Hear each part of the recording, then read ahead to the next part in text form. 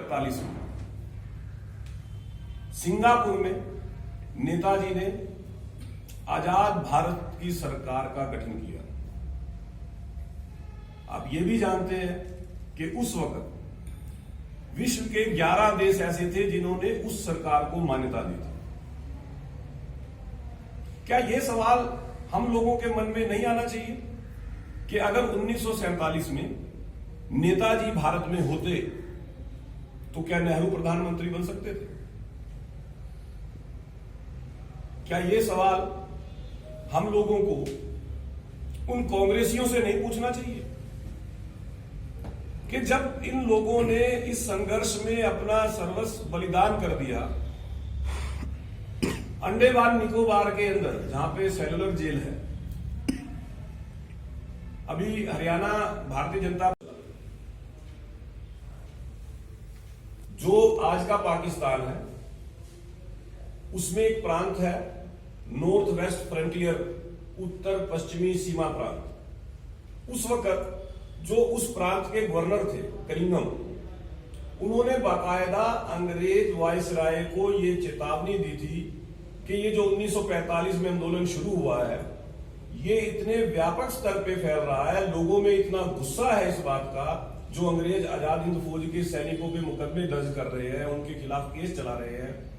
समाज का हर वर्ग उस आंदोलन में शामिल हुआ। वो ऐसा आंदोलन था कि पंजाब के कई शहरों में उस दौरान लोगों ने दिवाली तक नहीं मनाई थी, इतना रोष था लोगों में। हर वर्ग, चाहे उस वक्त के फिल्म इंडस्ट्री के स्टार हो, चाहे कोई रिक्शा खींचने वाला हो, सबने उस आंदोलन में अपना सहयोग देना शुरू किया। और उस आंदोलन का प्रभाव यह हुआ कि उस वक्त की अंग्रेज की सेना, जो सशस्त्र बल थे, उनमें जो लोग थे वो भी उस आंदोलन में शामिल हो गए। उस वक्त के जो सरकारी कर्मचारी थे, जिनको अंग्रेज ये मान के चलते थे कि वो हमारे कर्मचारी है, हमारे वो वफादार है, वो भी उस आंदोलन में शामिल हो गए। वो एक ऐसी परिस्थिति बनी जिसकी वजह से देश को आजादी मिली, लेकिन कहीं पे कोई जिक्र नहीं। किन लोगों ने इन तथ्यों को छुपाया और क्यों छुपाया? पूरे देश के अंदर जब आजादी की लड़ाई चल रही थी, नेताजी ने आजाद हिंद फौज बनाई, 85,000 सैनिक भर्ती किए, उसमें से 26,000 सैनिकों ने इस लड़ाई में अपना सर्वस्व देश की ऊपर न्यौछावर कर दिया। से सवाल करते हैं कि 1942 में कांग्रेस ने भारत छोड़ो आंदोलन शुरू किया था, क्विट इंडिया मूवमेंट, जो 1944 तक आते आते खत्म हो गया। तो क्या वजह हुई कि 3 साल के अंदर अंग्रेजों ने यह मन बना लिया कि वो भारत छोड़ के जा रहे हैं। चक्रवर्ती जी ने एक सवाल किया कि भारत की आजादी में महात्मा गांधी का योगदान कितना है? तो लॉर्ड एटली का जवाब था मिनिमल, मामूली। जब उनसे यह सवाल दोहराया गया कि आपने 1944 में क्विट इंडिया मूवमेंट दबा दिया था, तो 1947 में अचानक भारत छोड़ के जाने का कारण, तब उन्होंने जवाब दिया नेताजी सुभाष चंद्र बोस, आजाद हिंद फौज। उन्होंने बताया 1945, जिसका मैं जिक्र कर रहा था, भारत में एक आंदोलन होता है जिसका कहीं पे जिक्र नहीं।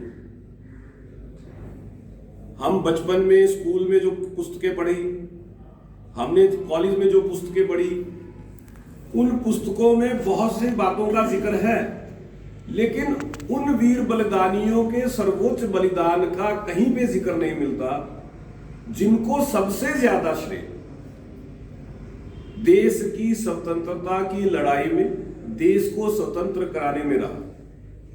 1945 जब अंग्रेजों ने आजाद हिंद फौज के सैनिकों के विरुद्ध मुकदमे दर्ज करने शुरू किए, उन पे केस चलाने शुरू किए, पूरे देश के अंदर एक आंदोलन चला।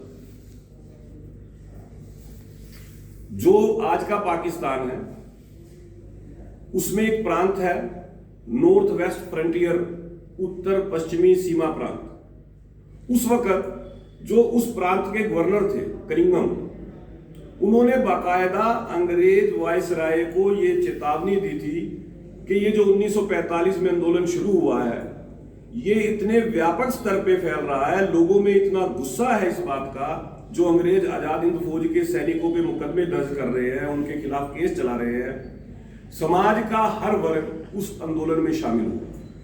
वो ऐसा आंदोलन था कि पंजाब के कई शहरों में उस दौरान लोगों ने दिवाली तक नहीं मनाई थी, इतना रोष था लोगों में।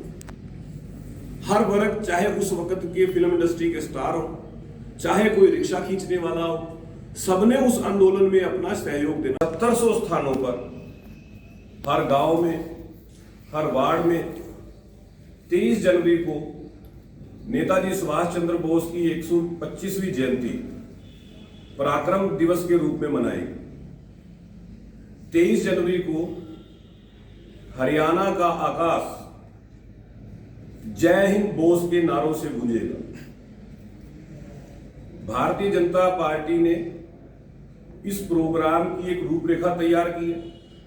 जैसा कि मैंने पहले बताया, 7500 स्थानों पर, हर स्थान पर कम से कम 75 लोग नेताजी को अपने श्रद्धा सुमन अर्पित करेंगे।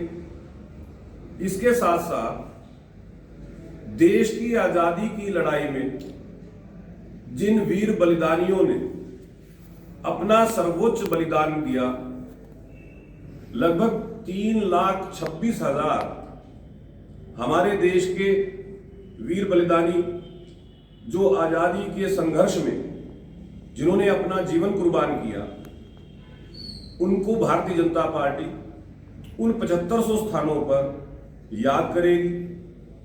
उनके उस बलिदान पे गर्व और गौरव की अनुभूति हो, उनकी शौर्य गाथा प्रदेश के हर घर में पहुंचे, ये संकल्प ओम प्रकाश धनखड़ जी के नेतृत्व में भारतीय जनता पार्टी हरियाणा ने लिया है। आप सब आज यहां पे इस प्रेस वार्ता में आए और मैं आप सबसे भी ये उम्मीद करता हूं, क्योंकि जिन वीर बलिदानियों ने देश की आजादी के लिए अपना बलिदान दिया, आज हम एक स्वतंत्र देश में सांस ले पा रहे हैं, वो सब उन वीर बलिदानियों के सर्वोच्च बलिदान के कारण संभव हुआ है।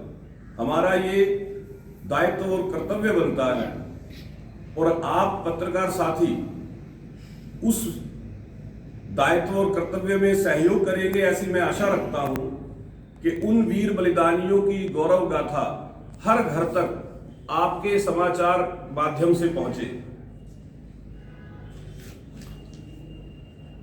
पूर्व में देश की आजादी के बाद जो लोग सत्ता में आए, उन लोगों ने उन वीर बलिदानियों को भुला दिया। कुछ लोगों ने देश की आजादी के इस संघर्ष का श्रेय लेने की होड़ में